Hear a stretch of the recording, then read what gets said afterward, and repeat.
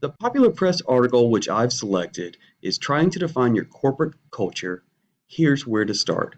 This article was put together by Forbes Coaches Council, consisting of 15 contributors.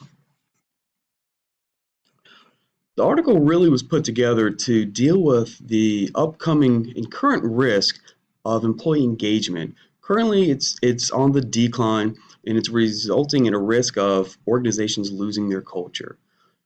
During this popular press article review, I'm going to discuss the views of 15 of the top business and career coaches from Forbes Coaches Council. What is culture? The importance of getting it right. This is really the what, why, and the how. What do you want the culture of your organization to be? Why do you want to develop your culture? How are you going to develop your culture? So throughout this, those really the what, why, and how is kind of addressed by 15 different individuals. So here are the 15 first steps to take when defining a corporate culture. And really it's kind of the path for how do we get it right. This is really relevant for both existing organizations and for those that are just starting out that want to just really lay the foundation for how their organization is going to be managed.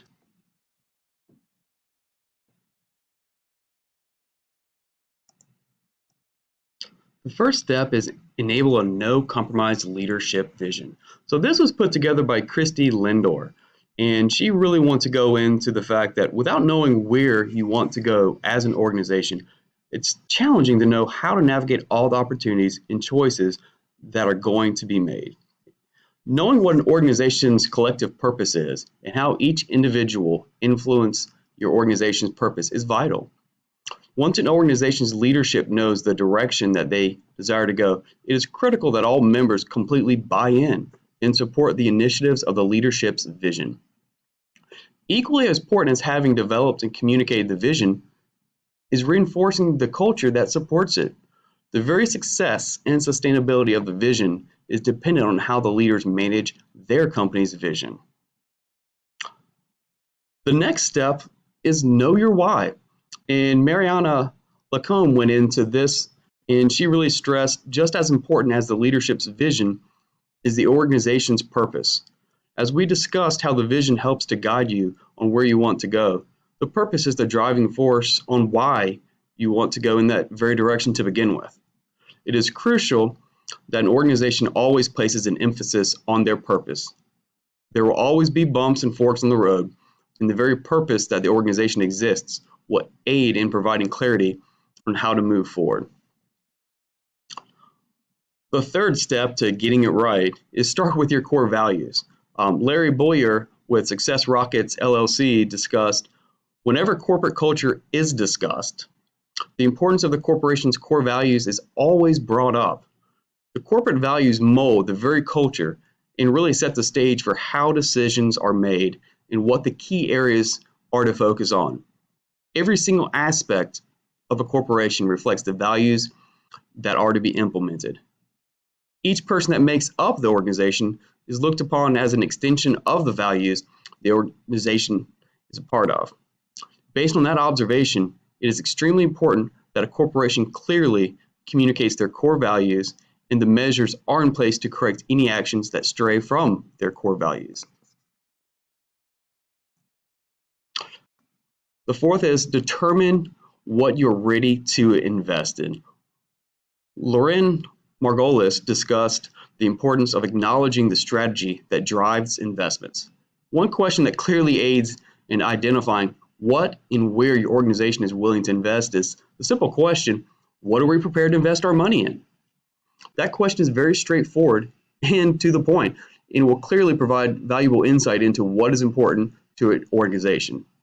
Once you have a clear idea of what is prioritized, it is easy to see what the company's priorities are, which in turn sets the stage for establishing the culture that really supports and advocates those priorities. The fifth step is define what matters. Kathy McCullough said that the culture that defines an organization is essential to its vision, purpose, and for attracting the right kind of people. With that being said, it is extremely important to define what really matters to an organization. As she stated earlier, for your very purpose, it's extremely influential when setting up the framework for your organization. What truly matters should be incorporated into all aspects of an organization, whether that be through team meetings, annual reviews, and personal reflection. It is important to understand how everything that an organization should be done. It's important to understand how everything that an organization does should be done with a purpose. The sixth is to reverse engineer the culture. That step put together by Lori Mans really went over once you know where you want to end up. The next step is to implement a strategy that gets you there. By incorporating a culture that supports the long-term goals of an organization is establishing the very foundation that's needed to successfully make it to each of their milestones. The seventh is clarify vision and strategic priorities. Claire Semur said, in order to both attract and retain the right people that strengthen an organization's culture, the vision must be clear. The vision needs to be seen in all aspects of an organization and through the people that make up that organization. Obviously, the importance of representing the established culture should be communicated, but the value comes from the top down. If the leaders don't live the culture, others beneath them in the corporate hierarchy potentially won't feel the need to as well. To fully embrace the culture, all individuals should walk the walk and expect their reports to follow in their footsteps. Practice appreciative inquiry. Vik Kapoor really went into that, and really to summarize his statement, one way to define your culture is to look at what key stakeholders appreciate about your organization.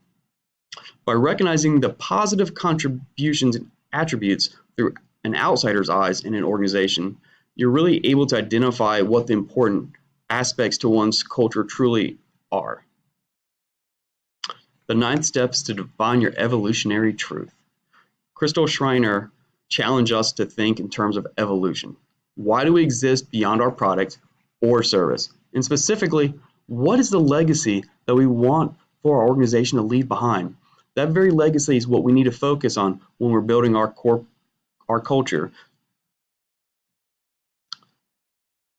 The 10th step is design organizational purpose.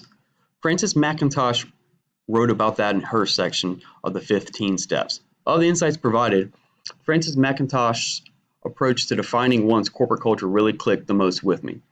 She believes that at first, an organization must design its mission and core values.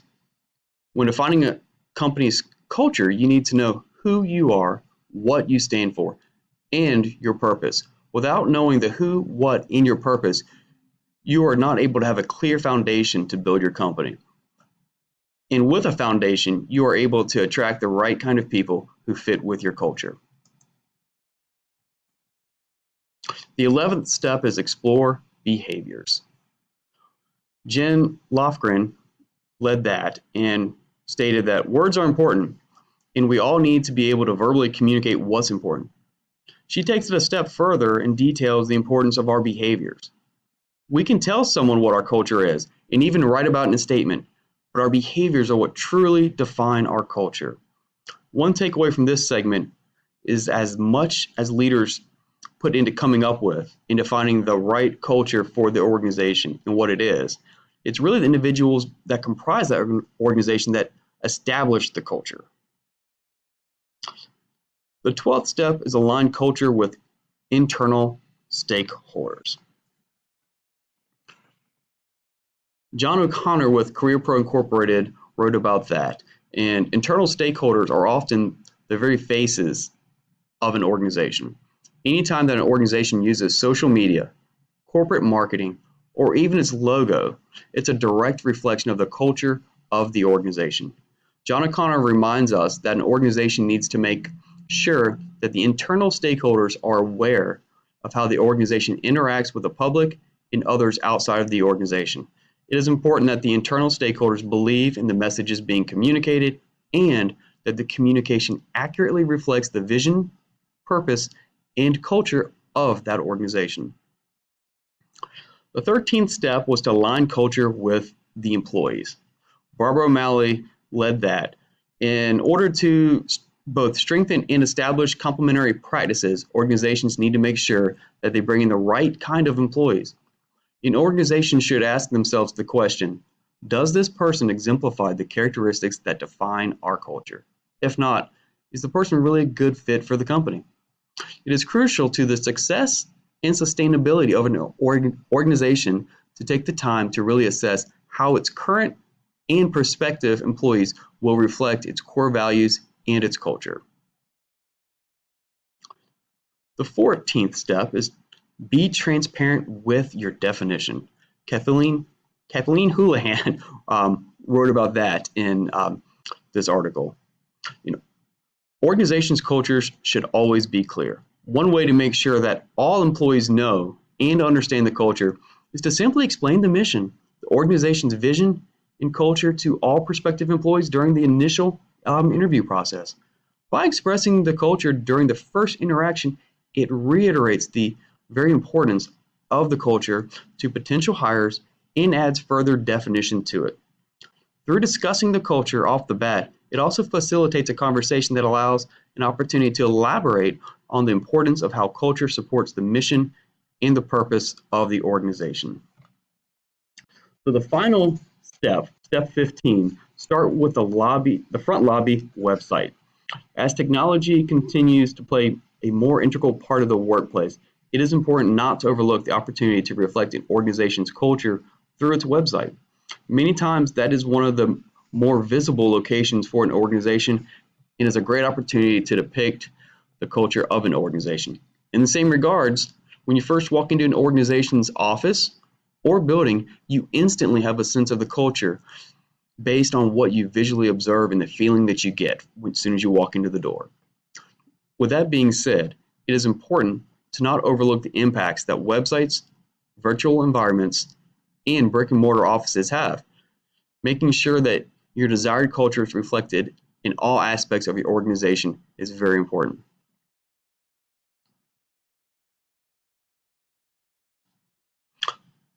I appreciate your time to listen to my reflection on the article, Trying to Define Your Corporate Culture. Here's where to start with contributions by the Forbes Coaches Council. Thank you.